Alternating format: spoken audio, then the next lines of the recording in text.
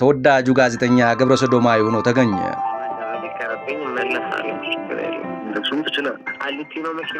ጉድና ጅራት ከወደ ኋላ ነው እንዲሉ የጋዜጠኛው አነጋጋሪ ስብና እያደረ ማነጋገሩን ቀጥሏል። የቀድሞ የኢቲቪ መዝናኛ አቅራቢ አሁን የትርታ ኤፍኤም ባልደረባ የሆነው ጋዜጠኛ ሶፎንያስ እንየው አወዛጋቢም አነጋጋሪም ሆኖ ቀጥሏል። ድምጽህም ላይ ተገቢ ያልሆነ ነገር ሰምቻለሁ ብዬ ነው ወይላ ታዋክ አስተያሰም ሶፎንያስ እንየውን ከህዝብ ጋር ያስተዋወቀው የቲቪ መዝናኛ ነው። የተለየ ለዛ ለየት ባለ አቀራረብ ብቻ ሳይሆን በወንዳ ወንድ ተክለሰውነቱን በርካታ አድናቂዎችን አፍርቷል። ያም ይሁን እንጂ ተወዳጅነትን ካተረፈበት የቲቪ መዝናኛ ሆስትነቱ ጠፍቶ ሲመለስ ሶፎንያስ ያ ብዙዎች ያውቁት የነበረውን ሶፎንያስ ሆኖ አልነበረም። ቀድሞ ይታወቅበት የነበረው ስነልቦናዊ ሁኔታው ተንኮታክቶ አካላዊ ገጽታው ተቀያይሮ ነበር ዳግም ከተሰወረበት ብቅ ያለው። ከቅርብ ጓደኛው ገንዘብ እንደተከዳና በዚህ ምክንያት ለአእምሮ መቃወስ ህመም መጋለጡን በመናገሩም ጋዜጠኛው ምንነካው የሚሉ አስተያየት ሰጪዎችን ሀዘኔታ ለማግኘት ችሎ ነበር። ዳሩ ውሎ ሳያድር ከኢትዮጵያውያን ስነልቦናዊ ስሪትና ልማድ አፈነገጠ መልኩ ያልተገባ ልምምድ ውስጥ ነው የሚሉ ሀሜቶች ይቀርቡበት ጀመር ሶፎንያስ እንየው። ለዚህም ሀሜት እንደመነሻ የተወሰደውም የተመሳሳይ ጾታ መዳራትን የተመለከቱ መልእክቶችን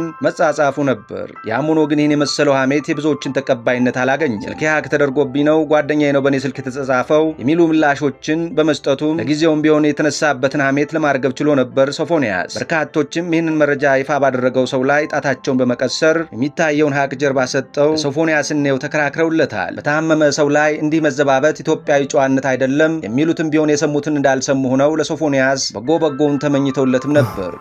የቤት እመቤት ይላል ማለት ነው። የቤት ቤት ቁጭ ሶፎንያስ የቀድሞ ዝናውን ያዩ ቅን ሐሳብ ኢትዮጵያውያን የሰጡትን እድል ዳግም አበላሸው።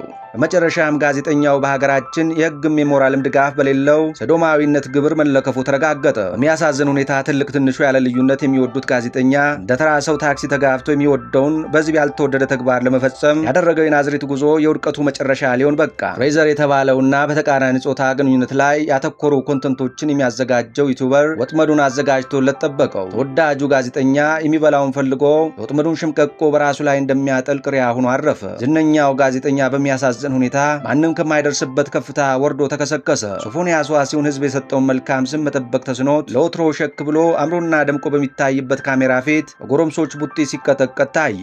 አስተያየት ሰጪዎች ሶፎንያስን ያጋለጠውን ወጣት ተግባር እያወደሱ ይገኛሉ። በአንጻሩ ዩቲዩበሩ ፍሬዘር ከተለያየ አቅጣጫ ዛቻና ማስፈራራት እየደረሰበት መሆኑን በራሱ ቻናል ላይ ያሳውቀዋል።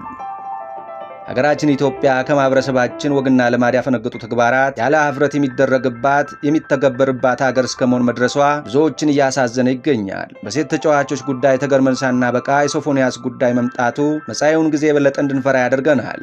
በጉዳዩ ላይ ፖሊስ እስካሁን ያለው ነገር የለም። ዘውትር አጀንዳ አትጣ የተባለ ይመስል ህዝባችን ዛሬም አዲስ አጀንዳ ታክሎለታል። ይህ የተመሳሳይ ጾታ ግንኙነት የዕለት ከዕለት ርዕስ ወደ መሆን የተሸጋገረ ይመስላል። የሌዝቢያን እግር ኳስ ተጫዋቾች ጉዳይ ተወርቶ ሳያበቃ አሁን ደግሞ የሶፎንያስ ጉዳይ ያነጋግር ይዟል። ሁልጊዜም የህዝቡን የልብ ትርታ እያዳመጠ የዘገየ ምላሽ የሚሰጠው ፖሊስ ግን ሳምንታትን ወደ ኋላ ተመልሶ በአለባበስ ፕሮቶኮል ላይ መጠመዱ በርካቶችን እያስገረመ ይገኛል። ፖሊስ በሶፎንያስ ጉዳይ የፈጠነ ምላሽ አልሰጠም።